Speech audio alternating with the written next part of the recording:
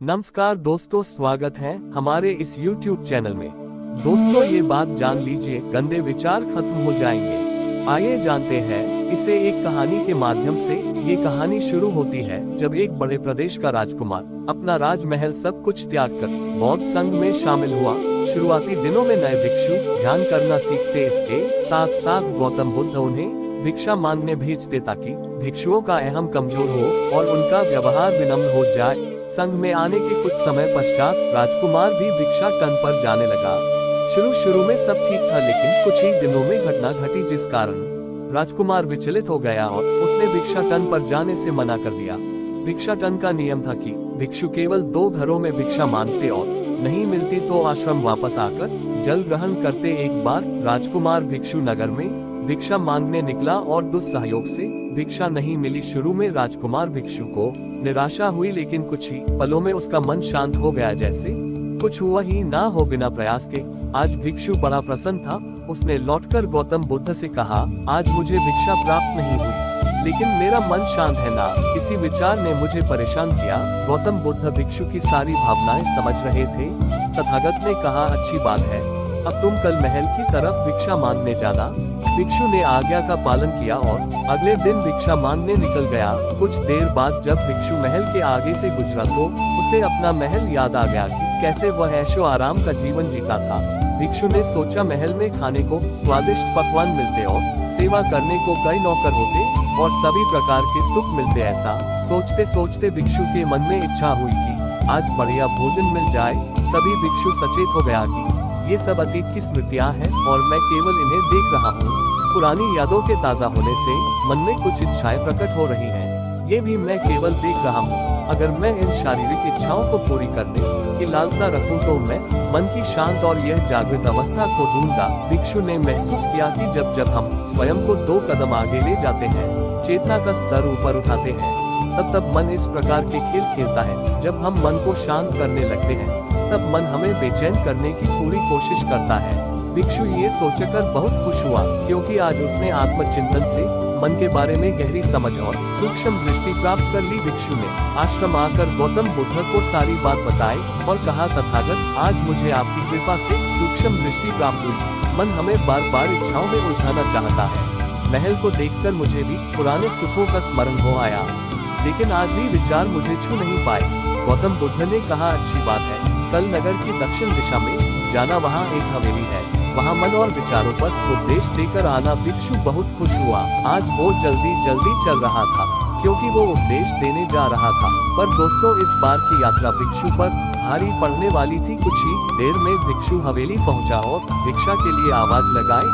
आवाज सुनकर एक सुंदर युवती बाहर आई। भिक्षु ने सोचा कि इस युवती की सुंदरता को देखकर मेरे मन में कोई विचार नहीं आना चाहिए, क्योंकि मेरा यहाँ आने का प्रयोजन तो इसको उपदेश देना है।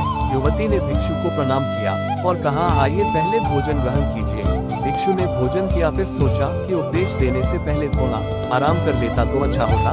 भिक्षु ये सब सोच ही रहा था। इसी बीच युवती ने कहा, श्रीमान, आपने अभी अन्न ग्रहण किया है, अब थोड़ा आराम कर लीजिए, फिर उपदेश शुरू करना। ये सुनते ही भिक्षु सतर्क हो गया। जो योजना वह मन में बना रहा था, यह महिला वह सब दिन बताई करती जा रही थी। भिक्षु ने सोचा, ये सब संयोग है, यहाँ लोग भोजन के बाद आराम करते होंगे। फिर भिक्षु आराम करने लेट गया और विचार करने लगा कि महिला कितनी समझदार है और इसकी सुंदरता बेजोड़ है। अगर मैं राजकुमार होता तो ऐसी ही स्त्री के साथ विवाह करता। भिक्षु के मन में ऐसे ही कुछ विचार चल रहे थे।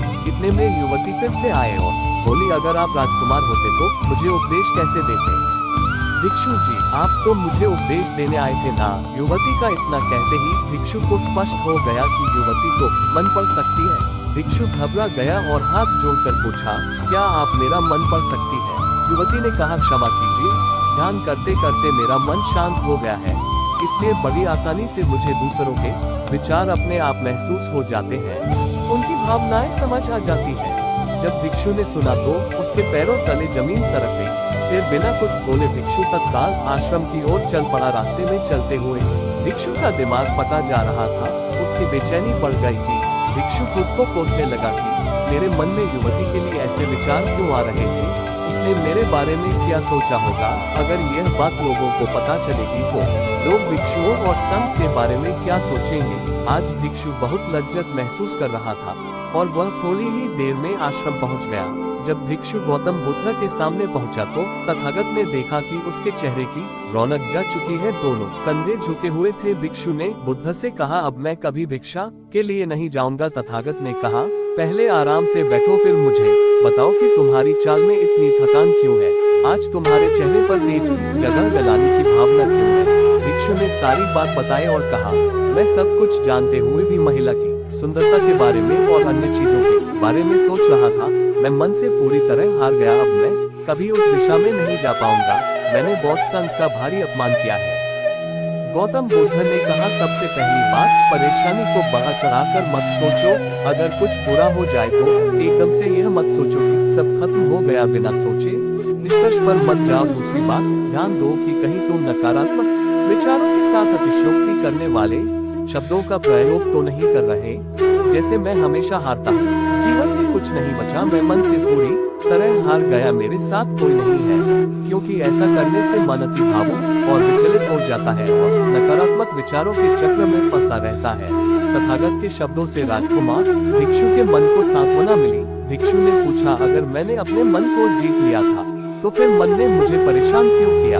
गौतम बुद्ध ने कहा, सबसे पहले ये समझो कि विचार पैदा कैसे होते हैं। पहले बाहर कुछ हुआ, फिर उस घटना के प्रति अंतर्मन ने प्रतिक्रिया की। इस कारण शरीर में भावना या सनसनी पैदा हुई। फिर इस सेंसेशन या फीलिंग के प्रति तुम्हारे सचेत मन ने यानी कॉन्शियस माइंड ने प्रतिक्रिया की। इस आखिरी स्टेप को हम विचार कहते हैं। भिक्षु ने पूछा, हमको परेशान करने की विचारों में इतनी शक्ति आती कहाँ से है। गौतम बुद्ध कहते हैं कि हम खुद विचारों को ये शक्ति प्रदान करते हैं। जब आप जजमेंट और सही गलत के टैग लगाकर विचारों को देखते हो तो उनके प्रति रिएक्ट करने लगते हो। एक विचार के साथ अन्य विचार भी सोचने लगते हो। जब तक आप खुद को जज करोगे तब तक मन आपको नीचा दिखाकर हावी होता रहेगा। भिक्षु ने पूछा, फिर मन शांत कैसे होगा। गौतम बुद्ध ने कहा, अगर विचार है तो शरीर में भावना भी महसूस हो रही है, क्योंकि हर विचार भावना के साथ प्रकट होता है। अगर आप अश्लील विचार महसूस कर रहे हो तो इसका मतलब है कि शरीर में एक भावना यानी सेंसेशंस भी महसूस हो रहे हैं और फिर आप उसके बारे में सोच रहे हो या रिएक्ट कर रहे हो। और इसी बात में मन को शांत करने का तरीका छपा है। हर विचार को देखना कठिन है क्योंकि विचारों का वेग तेज है, लेकिन शरीर में महसूस हो रही भावना यानी सेंसेशंस को देखना आसान है, क्योंकि ये देर तक बनी रहती है। अगर इन्हें बिना जजमेंट के सही गलत का मतलब लगाए सिर्फ देखा जाए तो ये गायब भी हो जाती है। तब मन के पीछे जो शांति है वो प्रकट होती है और उस शांति में एहसास होता है कि मन हमारा कुछ नहीं बिगाड़ सकता। हमारा अंतर्मन कैसे ठीक होता है नॉन जजमेंट से। अगर हम किसी भी इंसान या घटना या फिर अपने मन को बिना जजमेंट के देखते हैं तो मन के साथ साथ अंतर्मन अपने आप स्वस्थ और शांत होने लगता है। अगर तुमने मात्र ये देखा होता कि इस औरत के प्रति विचार केवल मेरे अंतर्मन के रिएक्शन के कारण है और यह मैं केवल देख रहा हूँ, मन में बहुत कुछ चल रहा है, लेकिन मैं सांस के प्रति सचेत हूँ, मैं शरीर में होने वाली प्रतिक्रिया को देख रहा हूँ, तब भी तुम सचेत होकर दृष्टा भाव में लौट आते। मन के पीछे जो शांति है वह हमारी सबसे बड़ी ताकत है। हम बड़ी आसानी से विचारों को शांत कर सकते हैं और एक दिन ये जान सकते हैं कि किसी भी प्रकार का विचार चिंता असल में इस शांति को पार नहीं कर सकता। हम हमेशा विचारों से अछूते हैं। गौतम बुद्ध कहते हैं, तुम याद रखो, विचार तुमसे है, तुम विचारों से नहीं। तुम हमेशा ही अपने विचारों से शक्तिशाली हो, अपने डरों और चिंताओं से शक्तिशाली हो। अब तुम अगले 7 दिन युवती के घर भिक्षा मांगने जाओगे और ध्यान रखना, अपने विचारों को जज मत करना। अच्छे बुरे विचार केवल तुम्हारा द्वार खटखटाते हैं। तुम केवल इतना याद रखना कि तुम वह शांति हो जिसमें सब प्रकट हो रहा है। अगले दिन भिक्षु पूरे मार्ग जागृत होकर चला। महिला के घर जाने से पहले थोड़ी घबराहट हुई, लेकिन भिक्षु दृष्टा भाव में बना रहा। विचारों को, शरीर में उठ रही भावनाओं को, डरों को, गिल्ट को, सबको बस देखता रहा। जब वापस लौटा तो वह पूरी तरह शांत था। आज उसने मैंने मन को जीत लिया है, यह अहंकार भी नहीं था। आज उसने सही मायनों में मन को पार कर लिया था। दोस्तों, उम्मीद करते हैं आज आपको कुछ सीखने को मिला होगा। आपने इस कहानी से क्या सीखा कमेंट करके जरूर बताएं और हमारे चैनल को सब्सक्राइब भी कर ले। धन्यवाद।